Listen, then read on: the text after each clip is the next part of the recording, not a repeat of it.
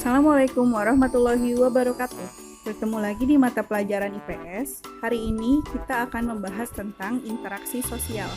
Nah, di bab 2 ini kita akan memasuki tentang sosiologi di mata pelajaran IPS. Biasanya kalau sosiologi itu tentang adaptasi atau tingkah laku manusia atau bagaimana kalian sebagai tokoh masyarakat bertindak sebagai makhluk sosial. Jadi yang diperlihatkan itu adalah tingkah laku kalian, bagaimana cara kalian bersikap di masyarakat. Kita mulai saja ya ke tujuan pembelajaran. Tujuan pembelajaran kali ini yang pertama adalah menjelaskan pengertian interaksi sosial, yang kedua menjelaskan faktor-faktor interaksi sosial, yang ketiga menjelaskan syarat-syarat interaksi sosial, yang keempat menjelaskan bentuk interaksi sosial yang asosiatif, dan yang kelima menjelaskan bentuk interaksi sosial yang disosiatif. Cobalah kalian perhatikan gambar di bawah ini. Nah, di sini ada gambar guru sedang berinteraksi dengan siswa-siswanya. Bagaimana gurunya itu menanyakan pembelajaran hari ini, ya kan? Nah, itulah yang dimaksud dengan interaksi sosial. Hubungan timbal balik berupa aksi saling mempengaruhi antara individu dan kelompok atau antar kelompok. Selanjutnya ada faktor-faktor interaksi sosial. Yang pertama adalah faktor imitasi. Adalah tindakan meniru orang lain atau kelompok. Contoh faktor imitasi, misalnya kita meniru ayah kita yang sedang gosok gigi, atau meniru cara berpakaian orang lain, meniru ibu kita memasak, itu adalah faktor dari imitasi.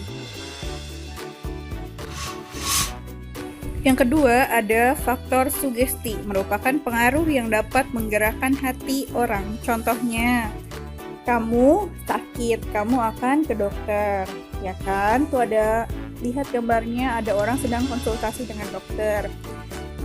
Yang selanjutnya, kamu diberikan ujangan sama orang tua kamu, harus rajin belajar, sehingga hati kamu tergerak untuk menjadi juara kelas, misalnya.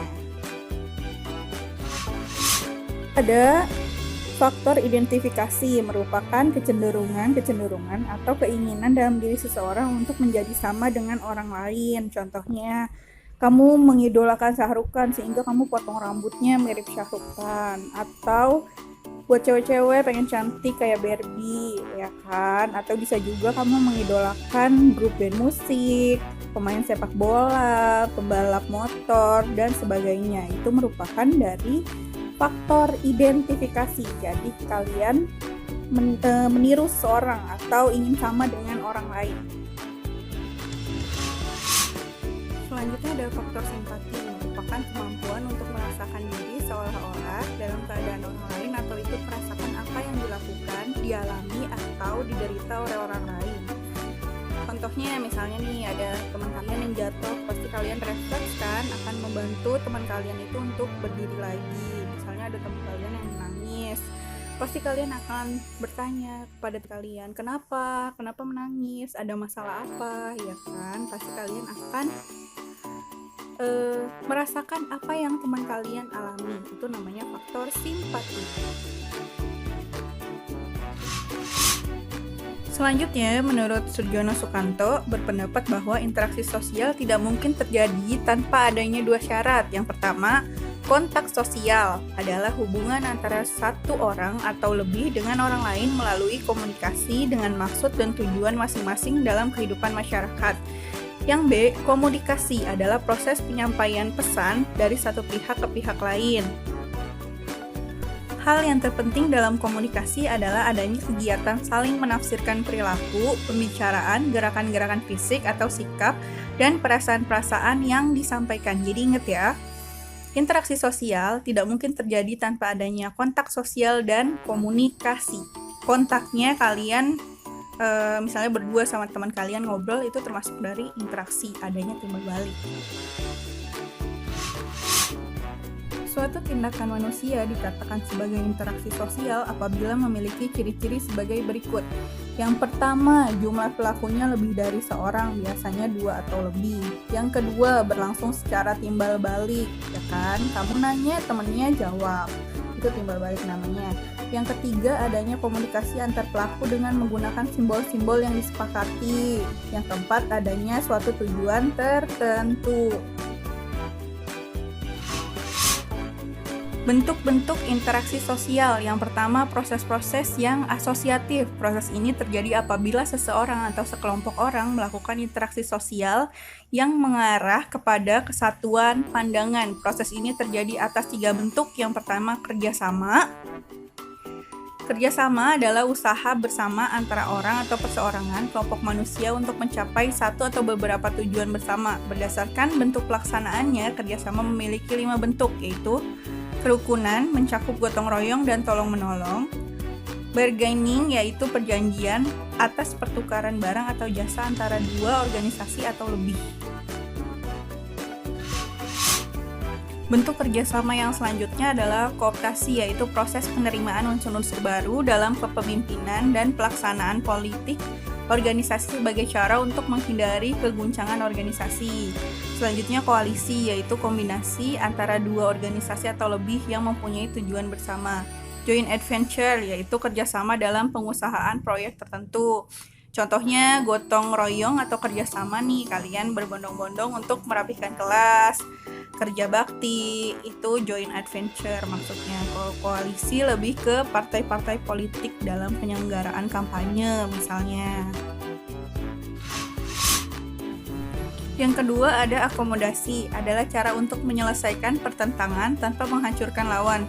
Tujuan akomodasi berbeda-beda tergantung pada situasi yang dihadapi, seperti menghasilkan titik temu antara beberapa pendapat yang berbeda agar menghasilkan suatu pola baru, mencegah terjadinya pertentangan sementara, mengadakan kerjasama antar kelompok sosial yang terpisah akibat faktor sosial dan psikologis. Selanjutnya, mengusahakan peleburan antara kelompok sosial yang terpisah. Contohnya akomodasi ya, menyelesaikan pertentangan tanpa menghancurkan lawan. Contohnya, ini kan ada di gambar di atas, ada bentrok, terus dia menyelesaikannya dengan cara kekeluargaan tanpa bentrok. Misalnya bentrok tuh tanpa adanya senjata, tanpa adanya kekerasan dan sebagainya.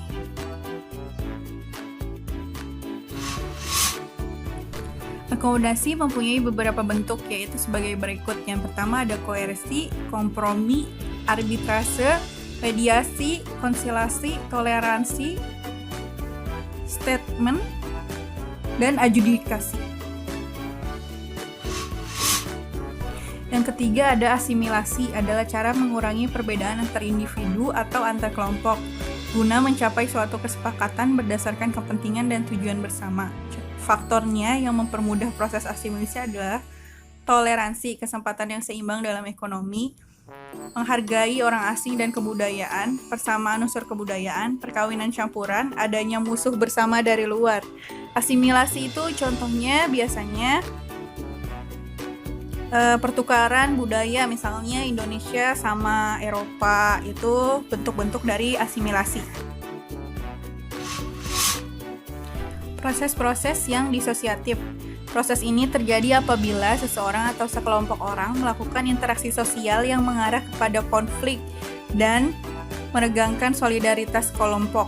Proses ini terjadi atas 3 bentuk, yaitu kompetisi. Persaingan adalah perjuangan berbagai pihak untuk mendapatkan tujuan tertentu. Ada 2 tipe persaingan, yaitu persaingan pribadi dan persaingan non-pribadi. Tipe persaingan pribadi juga disebut sebagai rivalitas. Dalam persaingan non-pribadi, pihak yang bersaing bukan individu tetapi kelompok.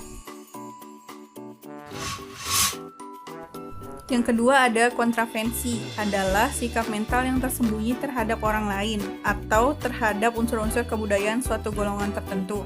Kontravensi ditandai oleh gejala-gejala adanya ketidakpastian mengenai diri seseorang dan perasaan tidak suka yang disembunyikan, kebencian atau keraguan terhadap kepribadian seseorang. Kontravensi memiliki 5 bentuk sebagai berikut, yaitu umum, misalnya penolakan, perlawanan, proses, atau pengacauan secara rencana, oleh pihak lain. Sederhana, intensif, rahasia. Yang ketiga ada pertentangan atau konflik. Adalah usaha individu atau kelompok sosial untuk memenuhi tujuan dengan cara menantang pihak lawan melalui ancaman atau kekerasan. Konflik dapat terjadi akibat perbedaan antar individu, pendapat, kebudayaan, kepentingan, dan perubahan sosial. Misalnya nih, lihat gambar di atas. Pihak masyarakat nggak setuju dengan adanya aturan pemerintah, jadi demo. Misalnya demo buruh, terus aksi pelajar tawuran, itu adalah contoh dari pertentangan atau konflik. Nah, tugasnya berikan contoh bentuk interaksi sosial dan berikan gambarnya. Cari gambar di internet dan tempel di buku latihan. Boleh digambar atau diwarnai dengan jelas. Minimal 3 setiap interaksi. Jadi kan bentuk-bentuknya tuh tadi ada kerjasama, akomodasi, asimilasi. Kalian kasih contoh minimal 3 ya, lebih baik. Kalian kasih gambarnya, cari dari internet atau kalian bisa gambar sendiri ya. Contohnya kalau bisa jangan yang sudah ibu kasih, kalian cari gambar yang lain lah di internet, banyak ya. Terima kasih. Sekian dulu pembelajaran IPS kali ini. Kurang lebihnya ibu mohon maaf. Wassalamualaikum warahmatullahi wabarakatuh. Jangan lupa gambarnya ditempel di buku latihan, lapor ke PJ dan kirim emailnya ke ibu ya.